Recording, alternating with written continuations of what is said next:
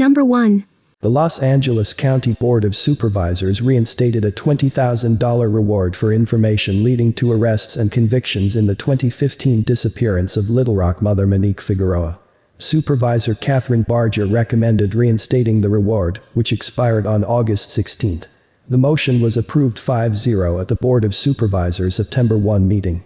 Monique Figueroa was last seen driving away from her Little Rock home in the 7200 block of East Avenue U12 around 4 a.m. on May 19, 2015.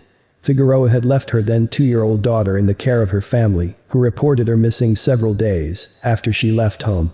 Figueroa's car, a 2004 Mercedes-Benz, was recovered 11 days later in an abandoned shed in Juniper Hills. There was no sign of Figueroa, but authorities said there were signs of foul play inside the car. Jeff Figueroa told ABC7 the day after his daughter's car was found that her boyfriend had been recently arrested in a murder case, and she was known to hang out with gang members. He said he believed some of those acquaintances feared she would become a witness against them, though authorities told Dateline NBC that his daughter had refused to cooperate in the investigation. Her father begged her captors to free her, and told the station that he received a text from his daughter the day after she vanished, saying, "Had to leave. Love you. Be back soon." Investigators questioned people Figueroa had contact with and checked her cell phone and bank records for clues, but found no trail of cell phone or credit card use following her disappearance. Homicide investigators received a tip in 2016 that Figueroa's remains might be buried off the 11,000 block of Blossom Highway in Palmdale. But a search by detectives, cadaver-scent dogs and coroner's personnel did not yield results. Investigators believe reinstating the reward might encourage witnesses to come forward with information that could help provide closure for Figueroa's family. Anyone with information on disappearance of Monique Figueroa is urged to call LASD Cold Case Unit Detective Karen L. Shanka at 323-890-5621 or Crime Stoppers at 800-222-TIPS, 8477. Number 2. The massive search for 31-year-old Diana Rose Alejandra Garcia Gonzalez is planned for October, 5 months after the mother of 5 disappeared from her Winter Haven, California home without a trace. After months without any answers on where Diana might be, her family hopes this new search on October 17 in Winter Haven will finally bring their loved one home. "She's out there somewhere," Diana's aunt, Jenny Espino, told Dateline. "We just need to bring her home." Jenny, who lives in Fort Smith, Arkansas, said that her niece was last in contact with family in April 2020. In June, she said Diana's mother called several family members asking if anyone had spoken to Diana. No one had. On June 30, Jenny filed a missing persons report with the Imperial County Sheriff's Office in California. Investigator Jay Hurtado with the Sheriff's Office confirmed to Dateline that the Sheriff's Office is actively searching for Diana and that it is an ongoing missing persons case. He said Diana was last known to be in Winter Haven at the home she shares with her girlfriend, Danielle Meaden, and believes she disappeared on May 4. According to a press release issued by the Sheriff's Office in July, Diana had left her purse, cell phone and personal belongings behind. Investigator Hurtado would not comment further on those details due to the ongoing nature of investigation. Investigator Hurtado told Dateline they have interviewed several people about Diana's disappearance. "There are many stories and rumors around this case right now," Investigator Hurtado said. "So it's hard to say at this time if foul play is involved." He assured Dateline they are doing everything they can to find Diana. He added that Diana is known to travel between Winter Haven, Yuma, Arizona and Mexico, but there have not been any recent sightings. He hopes by continuing to share Diana's story and photo on social media, someone somewhere will have information on her whereabouts. Megan Edwards, an advocate for the missing, and her team have been helping Diana's family for months. A Facebook group helped find Diana Rose Alejandra Garcia Gonzalez was created to spread the word of Diana's disappearance, with the hope of bringing her home safe. "We're just doing whatever we can to help find her," Megan told Dateline. "Our goal is to bring Diana home safe to her family." A massive search effort is being planned for 10 a.m. on October 17, 2020, in Winter Haven, California. Volunteers are encouraged to message or comment in the Facebook group for further information. Diana's aunt told Dateline that she's extremely worried about her niece and fears that someone hurt her. "She's such a sweet person," Jenny said. "And she was taught to give and help others. If someone needed help, she wouldn't hesitate. I don't know why someone would hurt her, but I think someone did." Jenny said she also doesn't believe her niece, who is the mother of 5 children, would walk away and leave them without any contact. The children are with their father in Yuma, Arizona, she added. She's gone through some tough times in life. I'm not going to lie and say she's perfect, Jenny said. But she would never give up on her kids. She always had some sort of contact with her family. This just isn't like her.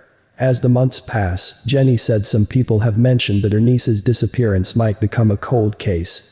I won't let that happen, Jenny said. She's out there somewhere and we're going to bring her home. We're not giving up. Diana is described as being 5'3" tall and weighing approximately 180 pounds with brown hair and brown eyes. Diana's family said she dyes her hair often, so it may be a lighter brown or blonde color. Anyone who may have information about Diane's whereabouts is asked to contact the Imperial County Sheriff's Office Investigation Unit at 442-265-2105 and reference case number 2006-1642. Number 3. 25-year-old Max Greenfield has been missing since March 18, 2018. He was last seen during the early morning hours of that day, after his friends picked him up from his mother's home in Brookings, Oregon. Max's friends drove him approximately 15 minutes away from his house, to the Lucky 7 Casino in Smith River, California. Surveillance cameras at the casino captured him entering the place around 1 a.m. Less than an hour later, cameras captured Max and an adult white male talking in front of the casino. The two are seen walking south across the parking lot, and then they eventually step out of the camera's frame.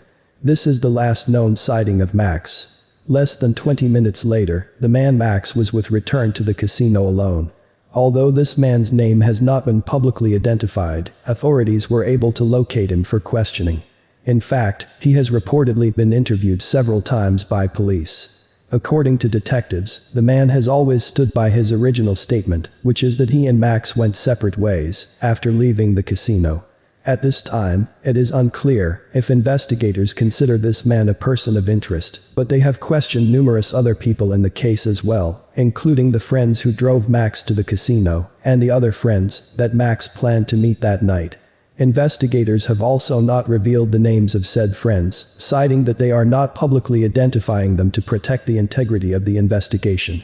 Many other aspects of this investigation have been kept under wraps as well. However, detectives have made it clear that the case has had a lot of activity.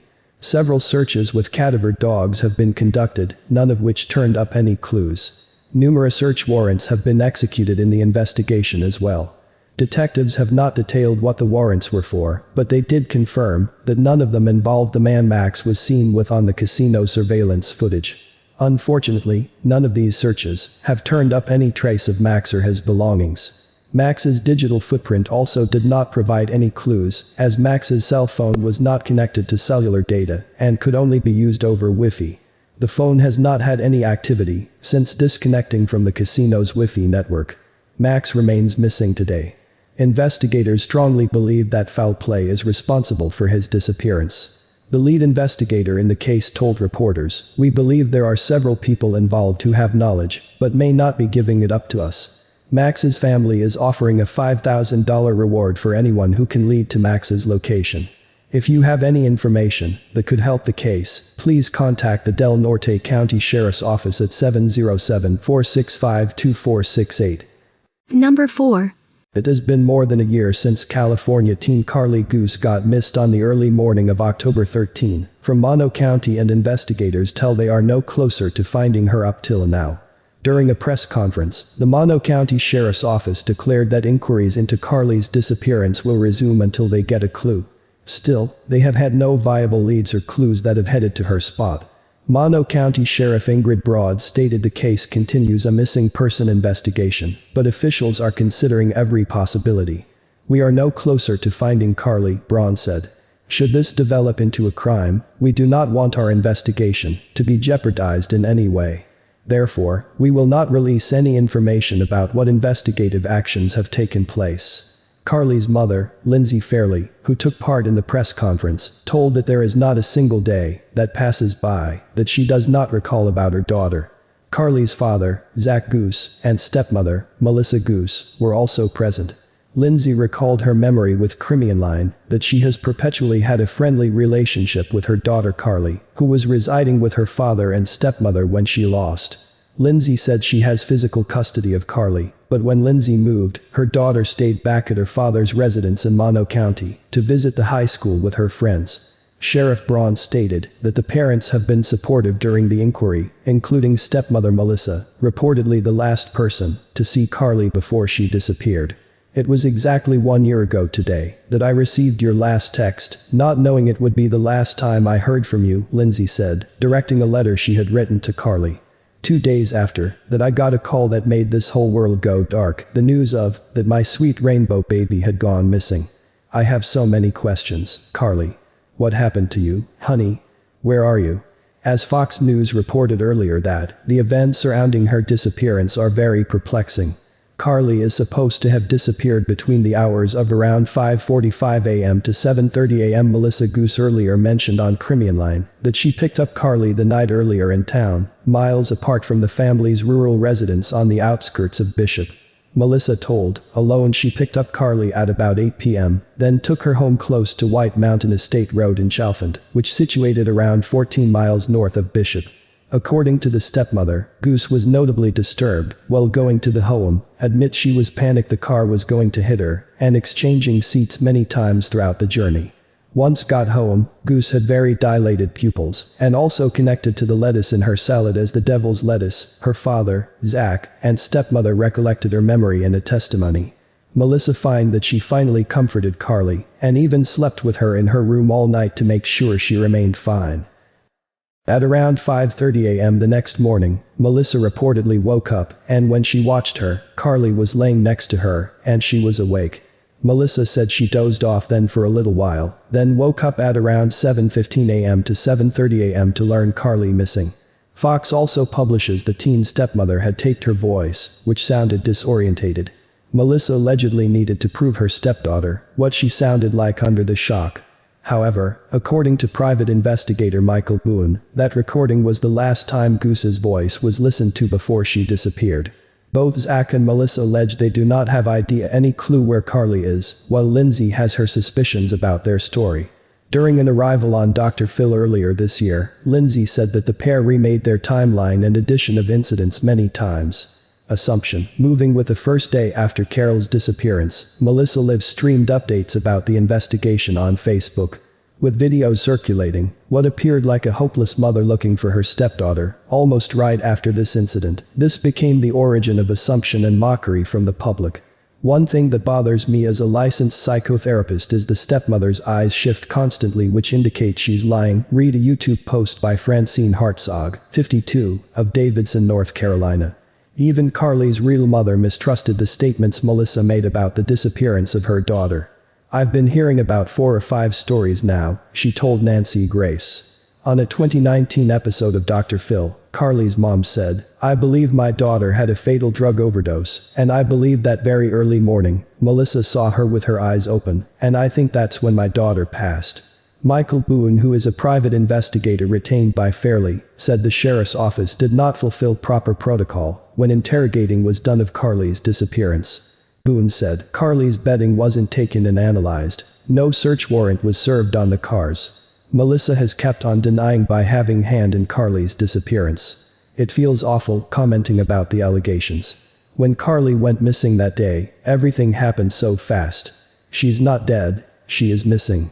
Witness saying, right after Karlie's disappearance, the Mono County Sheriff's Office published a statement that she was last seen in the early morning of Saturday, October 13, 2018, in the White Mountain Estates in Chalfont, walking toward Highway 6. Karlie was never caught sight of anyone again.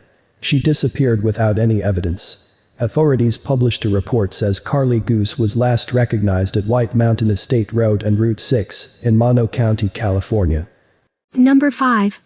Rico Harris was once a promising basketball star. In his days at a Los Angeles community college and Cal State Northridge in the 1990s, he was eyed by the NBA, even considered a possible first-round draft pick. But substance abuse problems kept him from going pro. He eventually played for the Harlem Globetrotters briefly in 2000 before a head injury left him unable to play. It appears Harris kicked his drug and alcohol problem in 2007. By 2014, he was in a long-distance relationship with a woman in Seattle. He was in the process of moving in with her there, and he had a job interview lined up in Seattle as a property appraiser, a professional, non-athletic opportunity he was supposedly excited about. But first, he went to visit his family in the lost suburb of Alhambra.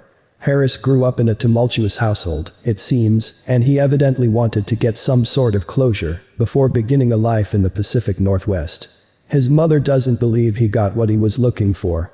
Harris left Alhambra shortly after midnight, very early on the day of October 10, 2014, to begin the 17-hour drive to Seattle. His job interview was scheduled for the following day, the 11th. Harris drove north on I-5. Investigators determined that he purchased gas in Lodi, about 40 miles south of Sacramento. At 10:45 a.m., he called his girlfriend from north of Sacramento and left a message saying he was going into the mountains to rest. At 11:15 a.m., he turned his phone off, and no one has heard from him since. His family and girlfriend waited until October 14 to report him missing to police. That same day, a Yolo County Sheriff's deputy spotted a black Nissan Maxima parked in a parking lot along Route 16, north of Rumsey, California, for the second straight day. This area is quite rural and scenic. The road winds around Cache Creek. It is nearly an hour from I-5. The car belonged to Harris. It was out of gas and had a nearly dead battery.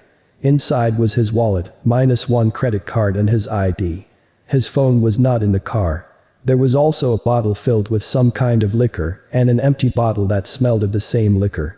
Once authorities learned Harris had been reported missing, they began a search of the area. The search around the creek involved ATVs, helicopters, a thermographic camera, and, eventually, divers in the creek. Harris was not found. Two motorists reported seeing someone fitting Harris's description in the area on October 11, a full day after his last voicemail to his girlfriend.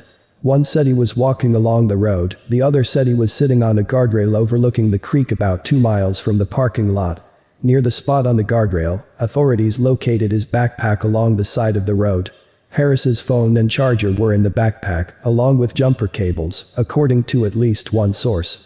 His phone contained images of the creek and Harris striking playful poses, along with accidental videos in which Harris appears to be having a good time, singing and tossing things around his car. All were timestamped October 10. This one is interesting.